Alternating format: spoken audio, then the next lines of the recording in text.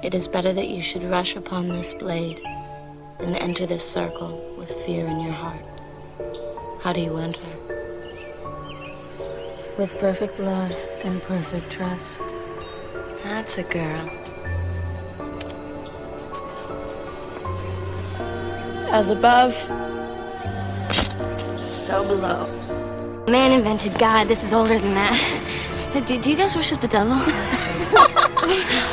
It's like God and the devil. I mean, it's everything. It's the trees, it's the ground, it's the rocks, it's the moon.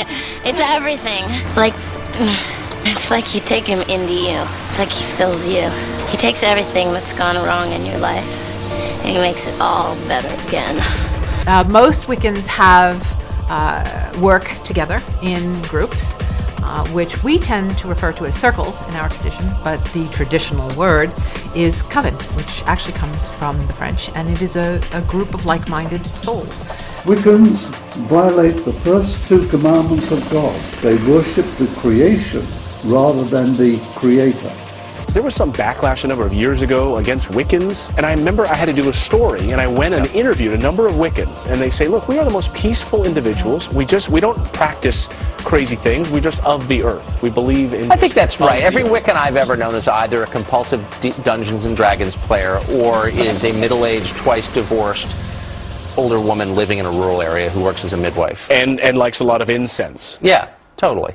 It's another thing to find out behind the demonization is sub-programmed sub-personalities that have names, that have histories, that have abilities, that have been watching you.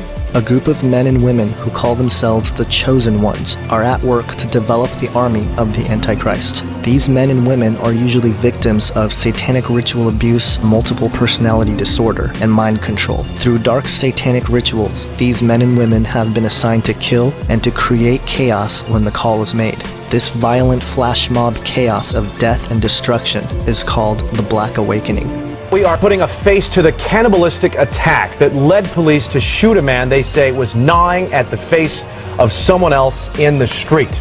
A witness who saw it all described it as a gory scene that he thought was like from a zombie movie, the man chewing on the victim's face and growling like a wild animal. If you are a believer, then there should be certain supernatural signs that should follow in your life. These signs shall follow. The first sign Jesus mentioned was, in my name ye shall cast out demons. I have exorcised the demons. This house is clear. The trauma-based mind control experiments, which began in Nazi concentration camps in World War II, are beginning to surface today. Nazi scientists, some of them tied to war crimes including horrific concentration camp experiments. It sounds like the plot of a film drama, but it actually happened, and on a large scale. Your mother's in here with his cars.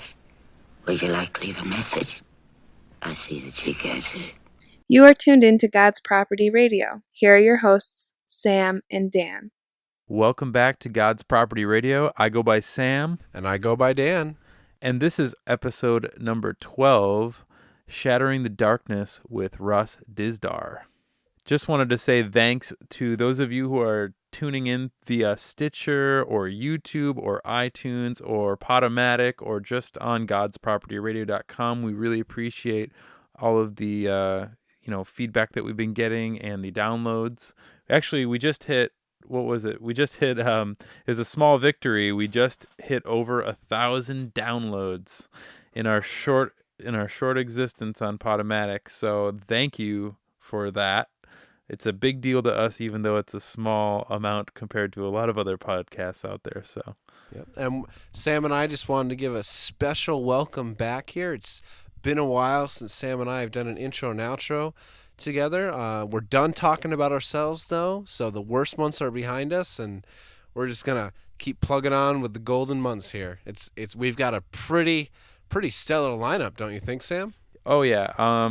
We'll talk about that. We'll talk about that later, though. Yeah, we can come back. We'll wait to that. till the end of the episode, and then we'll talk about what's to come. But you should all get very excited. So. But you should all know we came out with a fantastic interview with Russ Dizdar. You guys are going to really enjoy. Before we get into that, we did have an email that we have responded to most of the aspects of that email.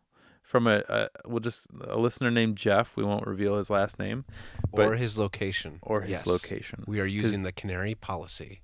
Anyway, Jeff had a little something he was talking about, some of his struggles as he's become disillusioned with the world and what's going on, and awakened to a lot of these topics that we talk about here and a lot of other like-minded podcasts talk about. But he also mentioned in it, which is not uncommon, I'm just going to read an excerpt from the email. He said, "At home, I find myself almost afraid to bring up some of these important issues with my wife. She is an amazing woman with a sincere heart, and she believes the gospel, but she is happily blinded in many ways by the celebrity/political gossip they serve her in the mainstream. She jokingly calls me a conspiracy theorist because that's what they tell her to call me, and I don't get angry, I just get sad. I feel like the world creates a rift between us because she and I see things so differently. I know you guys are family men, and I just wanted to get your thoughts on these types of dilemmas. Thanks in advance for any insights you might have." So Dan, you replied to a pretty bulk amount of what he had talked about before, but I kind of wanted to add my 2 cents in as well as you. Going through the paradigm shift or the awakening or whatever you want to call it, but not the Black Awakening. Not the Black Awakening. But sorry. I think Dan can vouch for this with me. Both of our wives thought we were a little intense as we were coming into a lot of these topics, and I would have to agree. I was put it that way. Yeah.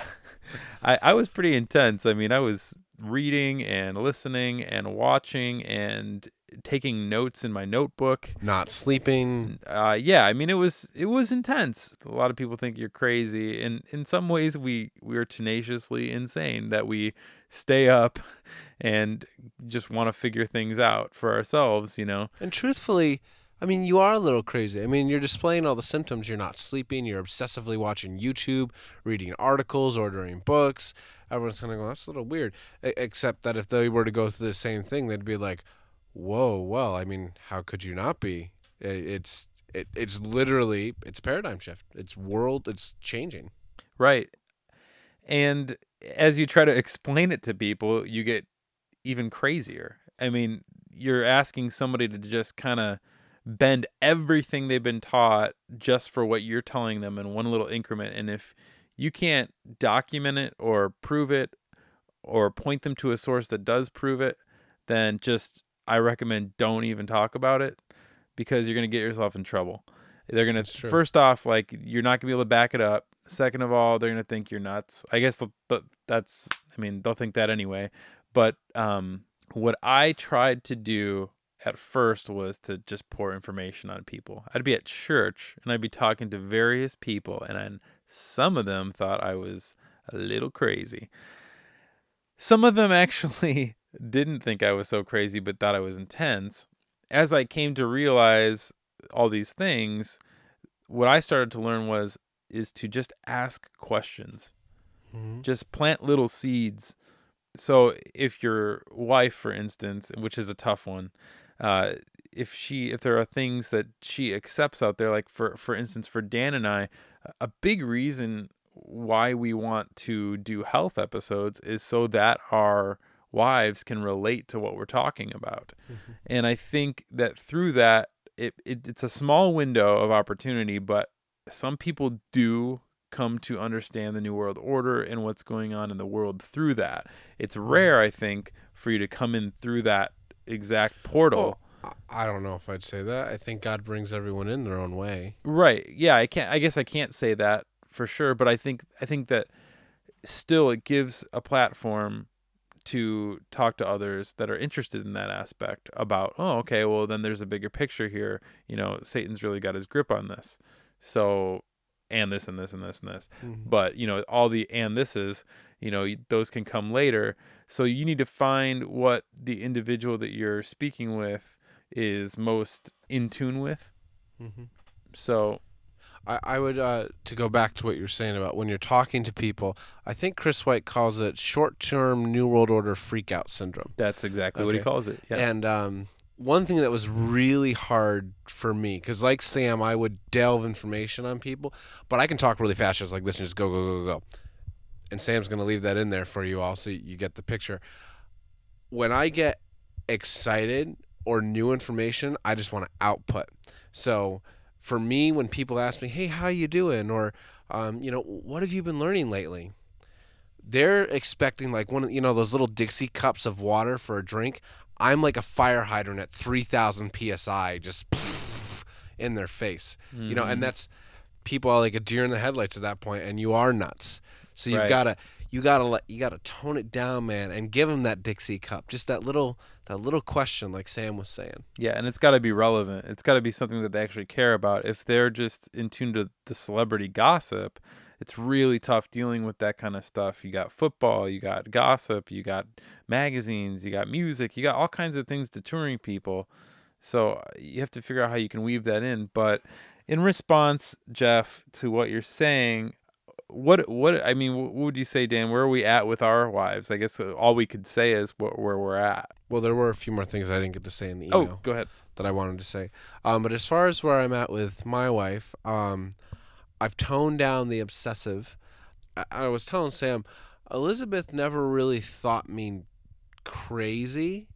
I think when it came to some of the legal stuff at first, she was a little like, what? But my wife is pretty open-minded. And the way she was raised, as far as like the food and health aspect thing, I mean, my in-laws are really up on all that stuff anyway. And my wife takes the Bible the same way I do. It's part of the reason I married her. If it says it, that's what it is. Just deal with it. If your opinion doesn't agree, well, your opinion's wrong. The Bible is the absolute highest standard of truth. Her only problem with it is maybe that sometimes I'm still a little obsessed. I get a new book and I'm there for like 5 days, man, and I just want to soak in the book. And honestly, that's not always a good thing, because I have a wife, I have a child. And a little announcement to all of our God Property Radio fans. My wife is expecting our second due the end of March. So, yay. Praise God. That's right. Another one on the way. But, as a husband and as a father, I need to be spending time with my wife for the sake of spending time with my wife, not just reading all this stuff and be like, hey, honey, did you know this? And oh, my goodness, wow, oh, that is true. Oh, look, that's not. That's not quality time with her. I need to take time to invest with her. But I would like to say a couple things I didn't get to cover, Jeff, because we just wanted to get a reply out to you real quick. I've had a little bit more time to think about it. You said your wife does believe the gospel, and that's important to her. That is so important. And this may sound a little cliche, and like everyone will say this. I had a professor in Bible college, and he told me, when you go into the ministry, you have to pick your hills to die on as far as doctrine and scripture goes. And the number one important hill to die on is the gospel. So you and your wife are in agreement on that, okay? Now, where I take that from, let me say this. While you guys are in agreement on the gospel, that doesn't mean you don't bring up the topics of prophecy, because I want to say this part of it. That is what God is teaching you right now. And you are her husband, you're her spiritual leader in the home, and you need to find a way to communicate these things to her without sounding crazy. I think I mentioned in our email, and you had said in yours, it doesn't make you angry. It makes you sad. And you feel like the world builds this rift between the two of you.